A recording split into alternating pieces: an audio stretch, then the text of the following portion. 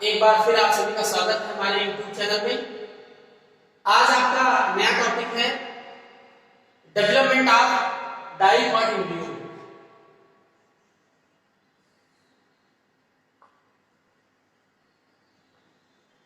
Development of dicot embryo. ध्यान से समझिएगा इस टॉपिक को। मैंने पिछली क्लास में डबल फर्टिलाइजेशन पढ़ाया था। डबल फर्टिलाइजेशन में मैंने आपको बताया था कि जो फर्स्ट फर्टिलाइजेशन होता है वो एग सेल और male gamete, first male gamete और एग सेल के बीच में होता है, जिससे जायगोट बनता है और जायगोट से एम्ब्रियो, एम्ब्रियो से सीड का निर्माण होता है, जिससे नया प्लांट मिलता है। तो फर्टिलाइजेशन हो गया है। फर्टिलाइजेशन का टॉपिक मैंने आपको पढ़ा दिया है। फर्टिलाइजेशन के बाद ये जो डेवलपमेंट ऑफ एम्ब्रियो आता है ये पोस्ट फर्टिलाइजेशन के अंतर्गत पढ़ते हैं। इसमें पढ़ते हैं पोस्ट फर्टिलाइजेशन।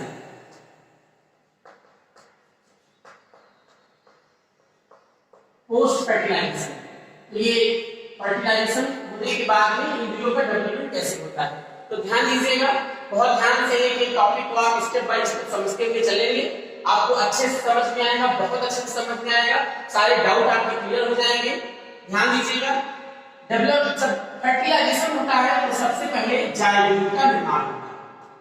इसका निर्माण होता है जायगोट का। अब कुछ समय के लिए जब अनफेवरेबल कंडीशन होती है,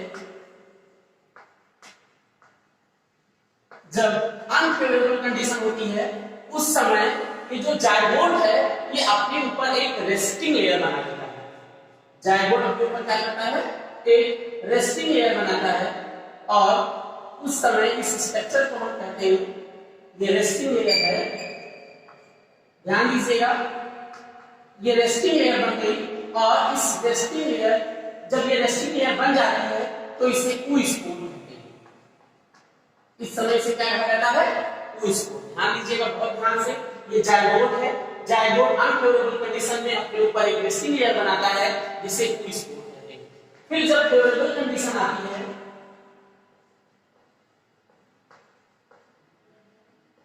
फेवरेबल कंडीशन जब आती है, फेवरेबल कंडीशन जब आती है तो अब इसमें डिवीजन स्टार्ट हो जाता है।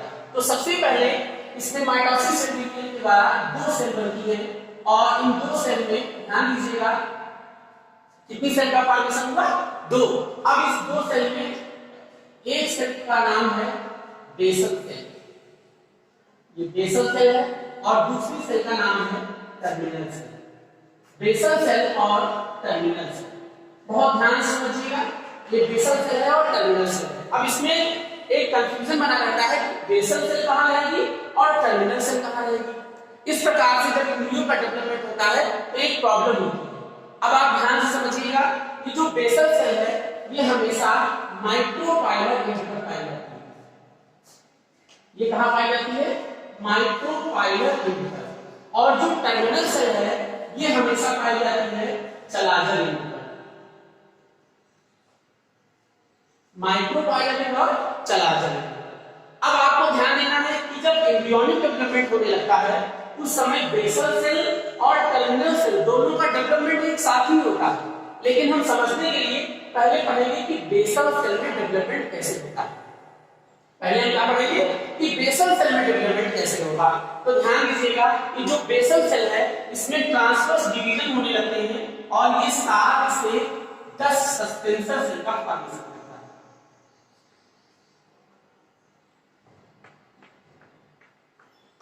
7 से 10 सस्पेंसर सेल का फॉर्मेशन करता है, जिसमें से ध्यान दीजिएगा और इन सेल का नाम है सस्पेंसर सेल।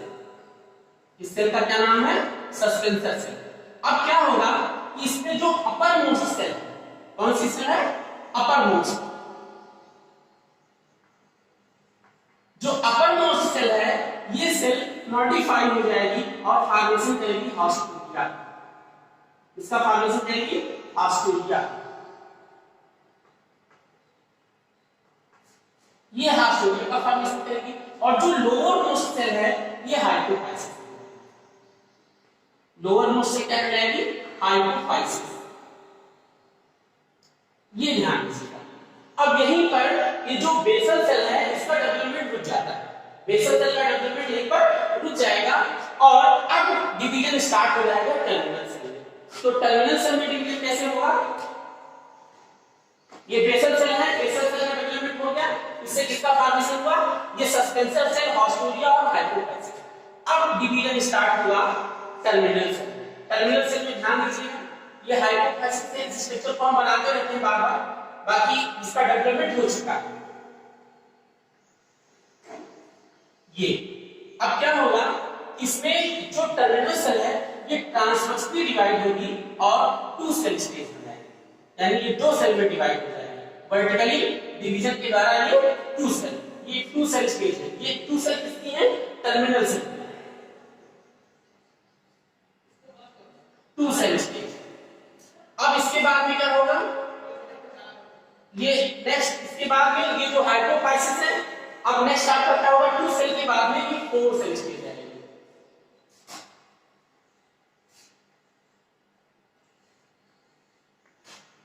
टू सेल के बाद में कितनी सेल आएगी? Four cell stage. ये फोर सेल स्टेज आ गई, ये हाइपोफाइसिस है। फोर सेल स्टेज के बाद में eight cell stage.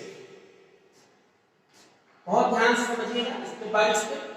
Four cell के बाद में एट सेल स्टेज आएगी, एट सेल स्टेज आएगी। यही आपको ध्यान देना है कि कौन सी स्टेज के बाद में कौन सी स्टेज आती है।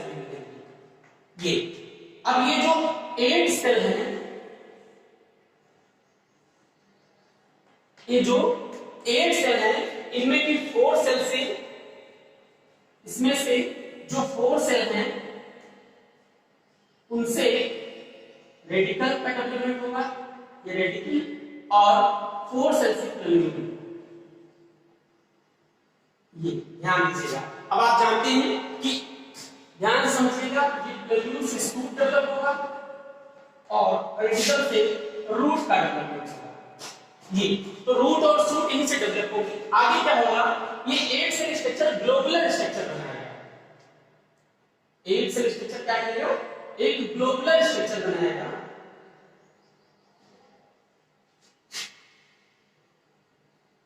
इस तरह ये ग्लोबुलर स्ट्रक्चर बनेगा और ये ग्लोबुलर स्ट्रक्चर में जो आउटर मोस्ट लेयर है, ध्यान दीजिएगा, जो आउटर मोस्ट लेयर है इससे डर्मेटोजेल बनेगा। क्या बनेगा? डर्मेटोजेल, और इससे डेवलपमेंट होगा एपिडर्मिस का। इससे किसका डेवलपमेंट होगा? एपिडर्मिस का। फिर क्या होगा, ये जो ग्लोबुलर स्ट्रक्चर है ये हार्ट शेप स्ट्रक्चर आ जाएगा। इसमें कन्वर्ट हो जाएगा हार्ट शेप स्ट्रक्चर।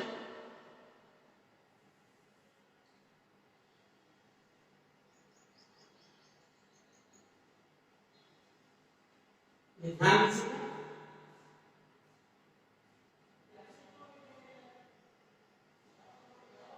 दीजिए, ये हार्ट शेप स्ट्रक्चर बन जाएगा।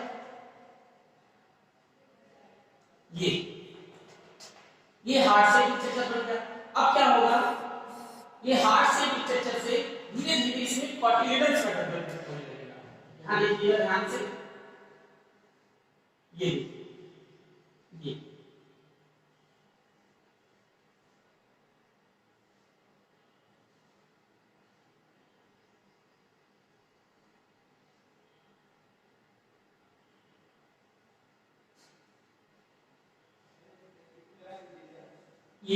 अब ये कार्टिलेजन का डेवलपमेंट स्टार्ट होगा। धीरे धीरे ये डेवलप कर जाएंगी और आगे देखिएगा, ये कार्टिलेजन, टू कार्टिलेजन है, डाई कार्टिलेजन मैंने आपको बताया है, देखिए इसमें दो कार्टिलेजन बनते हैं। अब ध्यान से देखिए कि लास्ट में ये स्ट्रक्चर कैसे कन्वर्ट होता है एक एम्ब्रियो में। ये आगे का स्ट्रक्चर है, इसको यहां से हटा देते हैं, आप लोग बना दीजिएगा। अब ध्यान दीजिएगा, नेक्स्ट